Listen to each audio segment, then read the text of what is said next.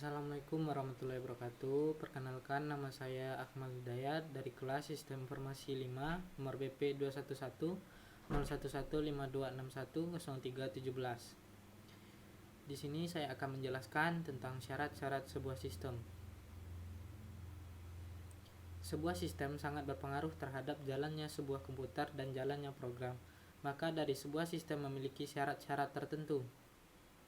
1. Sistem harus dibentuk untuk menyelesaikan suatu masalah.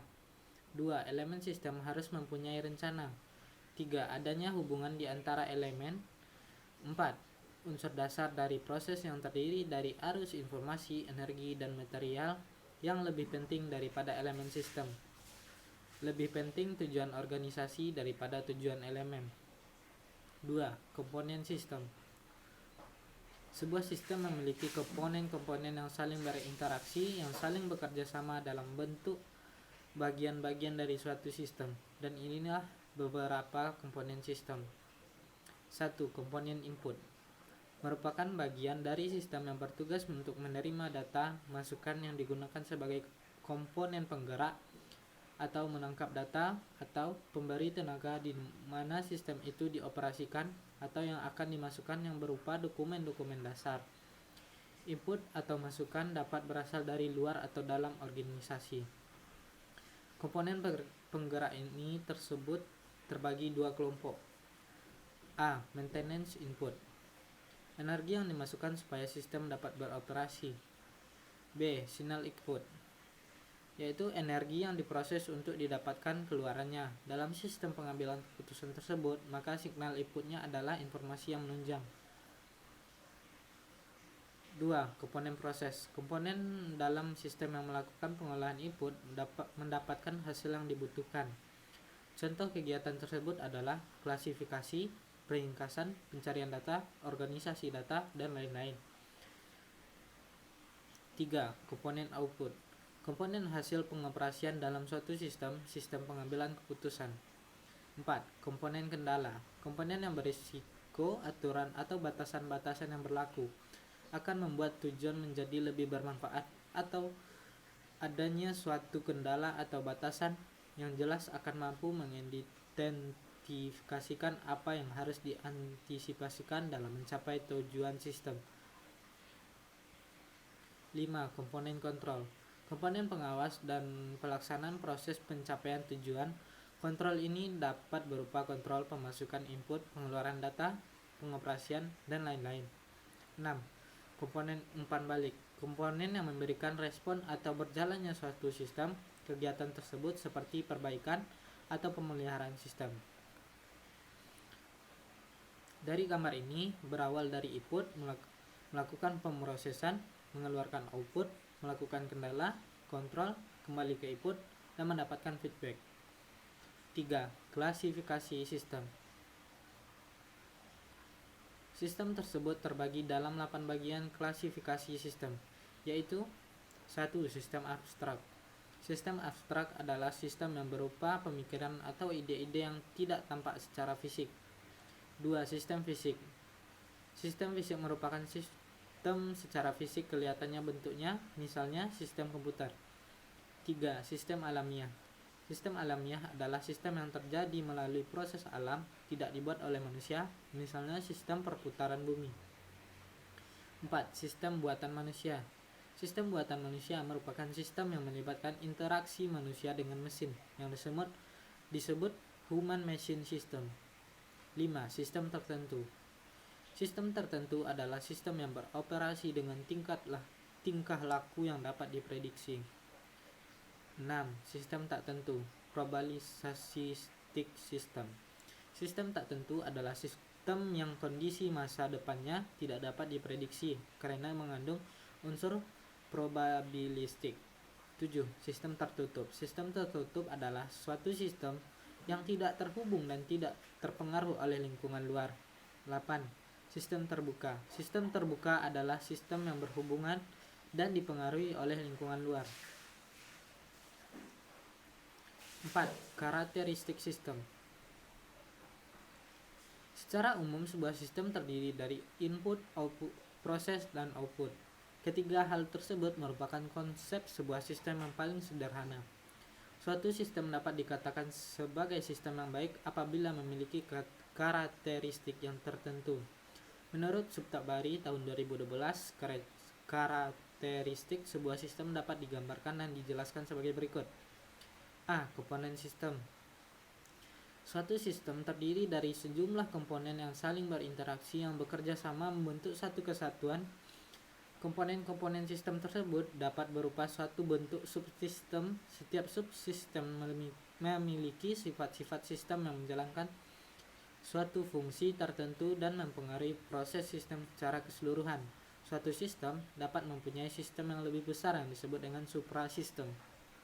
2. Batasan sistem. Ruang lingkup sistem merupakan daerah yang membatasi antara sistem dengan sistem lainnya, atau sistem dengan lingkungan luarnya. Batasan sistem ini memungkinkan suatu sistem dipandang sebagai satu kesatuan yang tidak dapat dipisah-pisahkan. 3. Lingkungan luar sistem. Bentuk apapun yang ada di luar lingkungan sistem mempengaruhi operasi sistem tersebut disebut dengan lingkungan luar sistem. Lingkungan luar sistem ini dapat menguntungkan dan dapat juga merugikan sebuah sistem tersebut. Lingkungan luar yang menguntungkan merupakan energi bagi sebuah sistem tersebut, yang dengan demikian lingkungan luar tersebut harus selalu dijaga dan dipelihara. Sedangkan lingkungan luar yang merugikan harus dikendalikan. Kalau tidak, maka akan mengganggu kelangsungan hidup sistem tersebut. 4. Penghubung sistem. Media yang menghubungkan sistem dengan subsistem yang lain disebut dengan penghubung sistem atau interface. Penghubung ini memungkinkan sumber-sumber daya mengalir dari satu subsistem ke subsistem yang lainnya. Keluaran suatu subsistem akan menjadi masukan untuk subsistem yang lainnya dengan melewati penghubung. Dengan demikian, terjadi suatu integrasi sistem yang membentuk satu kesatuan. 5. Masukan sistem. Energi yang dimasuk ke dalam sistem disebut masukan sistem, yang dapat berupa pemeliharaan atau maintenance input dan sinyal input. Sebagai contoh, di dalam suatu unit sistem komputer, program adalah maintenance input yang digunakan untuk mengoperasikan komputer.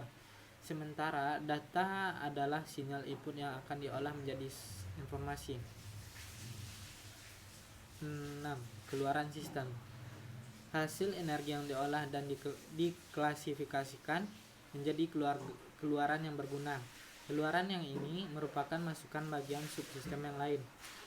Seperti contoh, sistem informasi, keluaran yang dihasilkan adalah informasi, di mana informasi ini dapat digunakan sebagai masukan untuk pengambilan keputusan atau hal-hal yang lain yang merupakan input bagi subsistem lainnya. 7. Pengolahan sistem atau proses. Suatu sistem dapat mempunyai suatu proses yang akan mengubah masukan menjadi keluaran. Sebagai contoh, sistem akuntansi.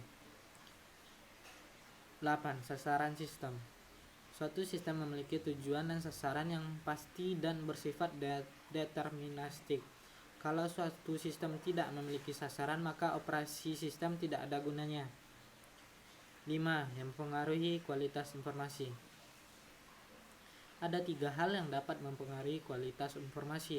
Menurut Agus Mulyanto tahun 2009 di nomor buku 247, kualitas informasi ini sangat dipengaruhi atau ditentukan oleh 3 hal pokok diantaranya, yaitu akurasi.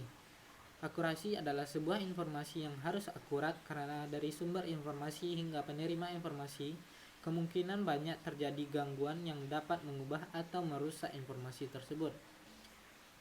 Tepat waktu. Informasi yang dihasilkan dari suatu sistem, proses pengolahan datangnya tidak boleh terlambat atau usang. Informasi yang terlambat tidak akan mempunyai nilai yang baik karena informasi merupakan landasan dalam pengambilan keputusan. Relevansi. Informasi dikatakan berkualitas jika relevan bagi pemakainya. Hal ini berarti bahwa informasi tersebut harus bermanfaat bagi pemakainya. Relevansi informasi untuk tiap-tiap orang satu dengan yang lain berbeda. 6. Tujuan manajemen dalam informasi. 1. Menyediakan layanan informasi dalam perhitungan produk, harga pokok jasa, dan tujuan-tujuan yang lain menjadi target manajemen. 2. Menyediakan layanan dapat digunakan sebagai media pengendali, perencana, evaluasi, dan sebagai sarana perbaikan yang berkelanjutan.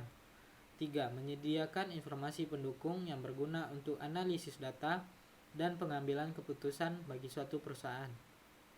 4. Memudahkan pekerjaan dan pengolahan manajemen dalam suatu perusahaan.